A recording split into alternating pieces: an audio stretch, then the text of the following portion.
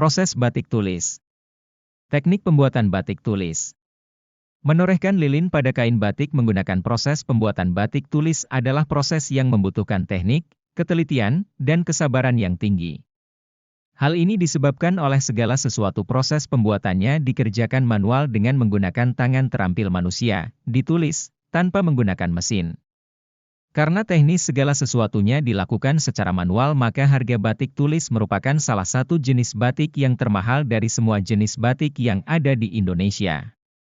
Apabila bahan kain yang digunakan adalah kain sutra, maka kain batik sutra tulis menjadi yang termahal dari seluruh kain batik yang ada di dunia. Follow IG batik_bejo.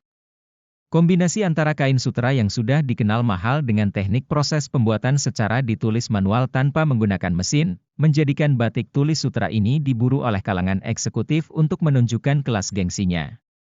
Proses pembuatan batik tulis tidak jarang membutuhkan waktu hingga 1 bulan pengerjaan. Terutama jika kain yang digunakan adalah kain sutra, yang membutuhkan perlakuan teknik khusus karena karakteristik bahan kainnya. Sebelum kita belajar teknik pembuatan batik tulis, ada baiknya kita ketahui dahulu bahan-bahan yang digunakan pada proses pembuatan batik tulis. Bahan pembuatan batik tulis. 1. Canting, adalah alat tulis lilin yang digunakan untuk menutupi pola dan motif batik. Jadi fungsinya seperti pensil untuk lilin. 2. Pensil pola. 3. Kain mori putih yang biasanya kain sutra atau kain katun. 4. Lilin malam, wax. 5. Kompor atau alat pemanas lilin malam, wax. 6. Bahan pewarna kain. Gambar di atas adalah canting. Canting merupakan alat untuk menulis, menggambar di atas kain dalam proses membatik. Canting terbuat dari tembaga dengan gagang dari bambu. Ujung dari canting atau biasa disebut cucuk, mempunyai lubang yang bervariasi, sehingga bisa menentukan besar kecilnya motif. Gambar di atas ini adalah wajan nyamplung. Tempat ini sebagai tempat menampung canting disebut sebagai nyamplung. Nyamplung sebagai tempat cairan malam lilin. Teknik batik tulis dilakukan dengan menorehkan cairan malam lilin melalui media canting tulis. Proses pembuatan batik tulis malam lilin hampir serupa dengan proses pembuatan batik cap. Cairan malam lilin harus tetap terjaga pada kondisi suhu 70 derajat Celcius. Dengan menggunakan canting tulis, cairan malam diambil dari nyamplung. Cucuk canting harus berlubang, sehingga perlu ditiup agar membran cairan terbuka. Setelah itu cairan malam baru dioleskan sesuai motif yang telah digambar di kain mori dengan pensil. Gambar proses membatik dengan menggunakan canting. Dalam proses pembuatan batik tulis kita harus menyiapkan terlebih dahulu kain mori terbentang, menggambar sketsa motif batik yang akan dibuat dengan menggunakan pensil, kemudian menorehkan cairan malam lilin dengan warna dengan menggunakan canting tulis secara teliti dan hati-hati. Apabila kain mori telah selesai digambar dengan cairan malam lilin, selanjutnya dilakukan proses pewarnaan, lorot malam, membilas soda, dijemur, dan disetrika. Proses detail pembuatan batik tulis. Siapkan kain mori sutra, kemudian dibuat motif di atas kain tersebut dengan menggunakan pensil. Setelah motif selesai dibuat, sampirkan atau letakkan kain pada gawangan.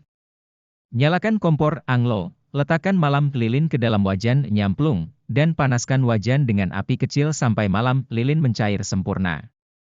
Untuk menjaga agar suhu kompor anglo stabil, biarkan api tetap menyala kecil. Tahap selanjutnya, menutupi kain dengan malam lilin pada bagian-bagian yang akan tetap berwarna putih, sama dengan warna dasar kain. Canting untuk bagian halus, atau kuas untuk bagian berukuran besar. Proses ini bertujuan agar pada saat pencelupan bahan kain ke dalam larutan pewarna, bagian yang diberi lapisan malam lilin tidak terkena pewarna. Pada proses membatik dimulai dengan mengambil sedikit malam cair dengan menggunakan canting, tiup-tiup sebentar biar tidak terlalu panas, kemudian torehkan, goreskan canting dengan mengikuti motif. Dalam proses ini harus dilakukan dengan hati-hati agar jangan sampai malam yang cair menetes di atas permukaan kain, karena akan mempengaruhi hasil motif batik. Setelah semua motif yang tidak ingin diwarna atau diberi warna yang lain tertutup oleh malam lilin, selanjutnya dilakukan proses pewarnaan. Siapkan bahan pewarna di dalam ember, kemudian celupkan kainnya ke dalam larutan pewarna. Proses pewarnaan pertama pada bagian yang tidak tertutup oleh malam lilin. Pewarnaan dilakukan dengan cara mencelupkan kain tersebut pada warna tertentu. Kain dicelup dengan warna yang dimulai dengan warna-warna muda, dilanjutkan dengan warna lebih tua atau gelap pada tahap berikutnya. Setelah dicelupkan dalam pewarna, kain tersebut dijemur dan dikeringkan. Setelah kering dilakukan proses pelorodan. Proses teknik pelorodan dilakukan dengan cara lilin dikerik dengan pisau, kemudian kain direbus bersama-sama dengan air yang telah diberi soda abu, atau menggunakan teknik pelepasan lilin dengan dilumuri bensin, kemudian kain disetrika sehingga lilin menjadi meleleh. Dari keempat jenis pelepasan lilin di atas, teknik perebusan kain dengan soda abu dan teknik setrika adalah yang lazim digunakan oleh pembatik tradisional. Kain YG telah berubah warna tadi direbus dalam air panas. Proses ini bertujuan untuk menghilangkan lapisan malam lilin sehingga motif YG telah digambar menjadi terlihat jelas. Apabila diinginkan beberapa warna pada batik YG kita buat, maka proses dapat diulang beberapa kali tergantung pada jumlah warna YG kita inginkan. Setelah kain bersih dari malam lilin dan dikeringkan, dapat dilakukan kembali proses pembatikan dengan penutupan malam lilin menggunakan alat canting untuk menahan warna berikutnya. Selanjutnya proses pencelupan warna yang kedua, dengan memberikan malam lilin lagi, pencelupan ketiga DST.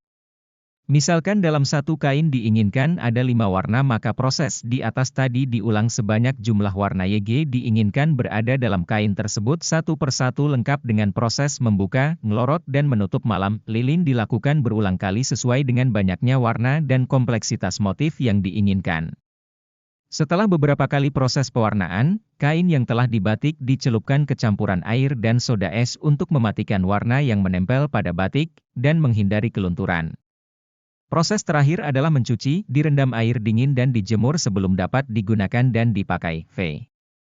Alat yang dipakai buat menorehkan lilin ataupun malam pada kain mori adalah canting berperan buat menggoreskan larutan malam ataupun lilin pada beberapa pola di kain mori.